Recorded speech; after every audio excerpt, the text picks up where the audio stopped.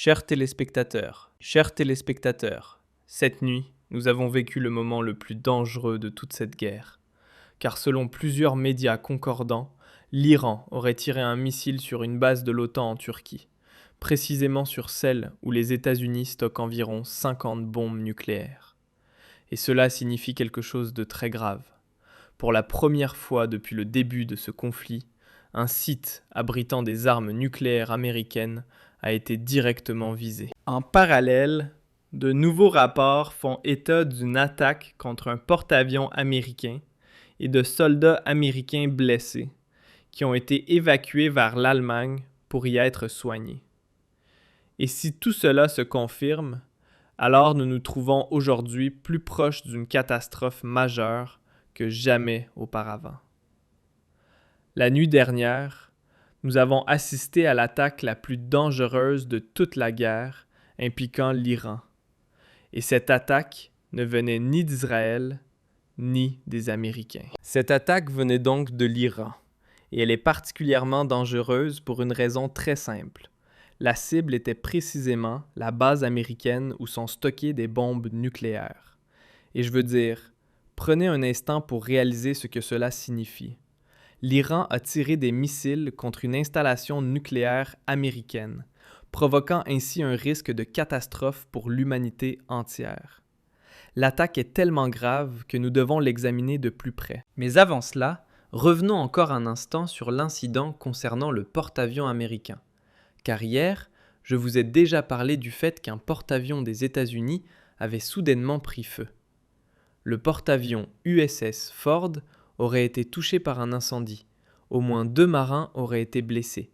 Et bien sûr, les Américains ont immédiatement tenté de dissimuler la véritable cause de cet incendie, en affirmant qu'il aurait commencé dans la buanderie.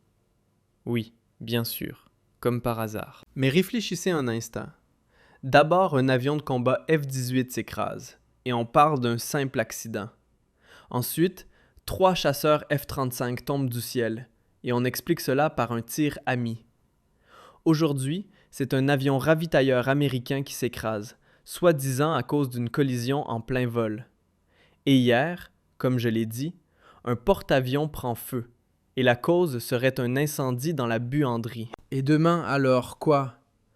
Peut-être que la Maison-Blanche à Washington prendra feu, et on nous dira que c'est à cause d'une dispute familiale?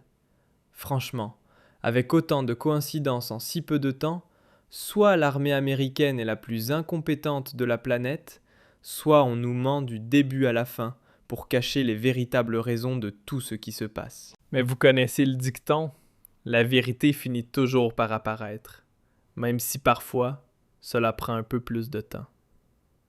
Et justement, voilà qu'il y a maintenant une nouvelle mise à jour concernant les porte-avions.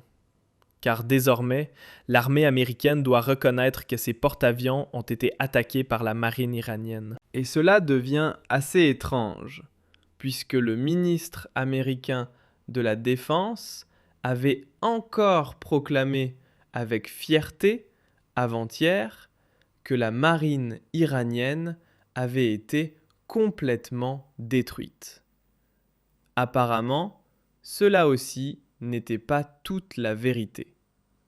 Selon plusieurs responsables américains informés du dossier, les États-Unis ont ouvert le feu sur un navire iranien qui s'approchait d'un porte-avions. Ce navire se dirigeait vers le porte-avions Abraham Lincoln, et les forces américaines ont immédiatement réagi en tirant. D'après ces responsables, un navire de guerre américain aurait tenté de tirer sur le bâtiment iranien avec son canon naval de calibre 54, une arme entièrement automatisée installée sur le pont avant des destroyers de la marine. Bien qu'on ne sache pas exactement quel navire américain a ouvert le feu, les responsables ont indiqué que plusieurs tirs ont complètement manqué leur cible. Finalement, un hélicoptère armé de missiles Hellfire a été déployé et a coulé le navire iranien avec 2 missiles. Et cela, chers téléspectateurs, rend la situation encore plus explosive pour 2 raisons. Premièrement, les grands destroyers américains ont tiré avec leurs canons de bord sans réussir à atteindre la cible. Et deuxièmement, cet incident se serait produit au début de la semaine, à un moment où le gouvernement américain affirmait encore qu'il n'y avait eu aucune attaque contre la flotte de guerre des États-Unis. Pour l'instant, on ne sait pas encore si les Iraniens visaient le destroyer américain ou s'ils tentaient directement d'attaquer le porte-avions lui-même. On ignore également à quelle distance le navire iranien a pu s'approcher du porte-avions avant que les tirs ne commencent. Mais une chose semble certaine.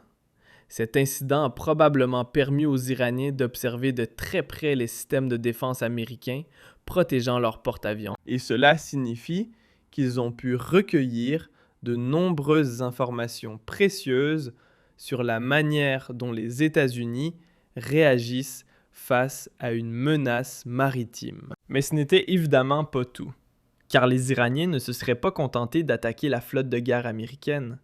Ils auraient également visé une base militaire américaine en Turquie, et pas n'importe laquelle, précisément celle où les États-Unis stockent leurs bombes nucléaires.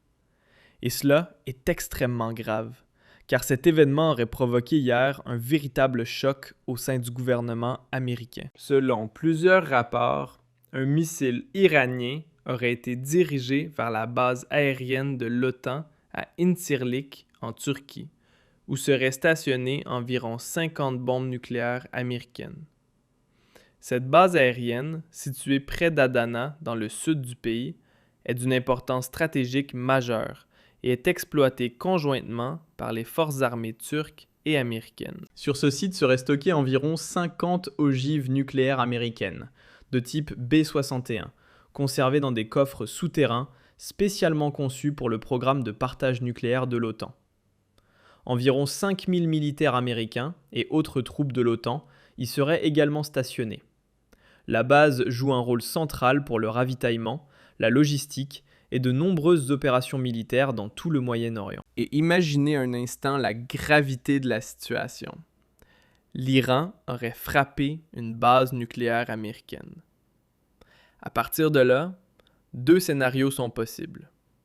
Soit il s'agit d'une nouvelle opération sous faux drapeau, destinée à entraîner la Turquie et toute l'OTAN dans ce conflit, soit il s'agit réellement d'une attaque iranienne, ce qui constituerait alors une démonstration de force extrêmement audacieuse. Selon la logique suivante, tant que les Américains et les Israéliens nous bombardent sans relâche, nous répondrons avec tout ce que nous avons et nous viserons les sites les plus critiques.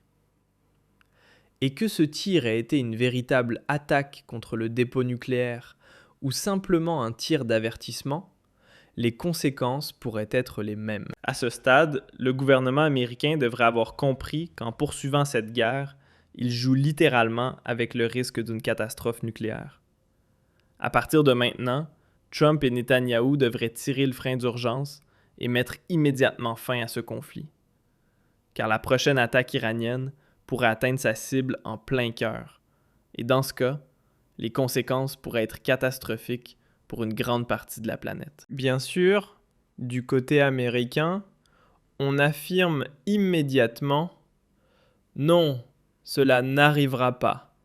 Nos bombes nucléaires sont parfaitement sécurisées et il n'y a aucune raison de s'inquiéter. » Mais honnêtement, je ne sais pas ce que vous en pensez. Personnellement, je ne prendrai jamais le risque de vérifier cela en comptant sur la parole des Américains. Dans cette guerre, nous avons déjà vu à plusieurs reprises que l'on ne nous disait pas toute la vérité. Et c'est justement pour cela que nous arrivons maintenant au dernier point important.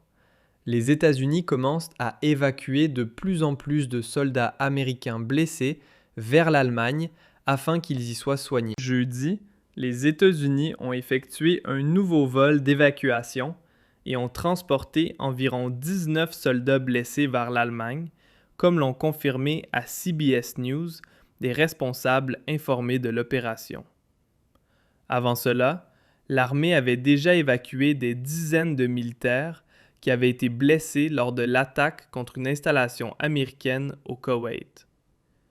Environ 20 soldats sont arrivés mardi au Landstuhl Regional Medical Center en Allemagne. Selon des sources citées par CBS News, leurs blessures ont été classées comme graves par l'armée, notamment des traumatismes crâniens, des pertes de mémoire et des commotions cérébrales. Et c'est précisément ce que de nombreux analystes redoutaient depuis longtemps qui semble maintenant se produire.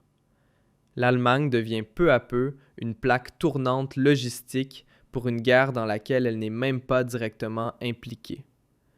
À ce rythme, il ne manquerait plus que l'Iran commence à tirer des missiles directement sur l'Allemagne, simplement parce que nous hébergeons des bases militaires américaines et que nous soutenons leurs opérations. Nous assistons donc à une escalade qui semble de plus en plus difficile à contrôler. Des missiles visant le territoire de l'OTAN, des attaques contre des porte-avions et des soldats blessés transportés vers l'Allemagne pour y être soignés. La question décisive est donc la suivante. Pensez-vous que l'OTAN sera bientôt entraînée directement dans cette guerre? Oui ou non? Dites-le moi dans les commentaires sous la vidéo et n'oubliez pas de laisser un like si vous souhaitez que je continue à vous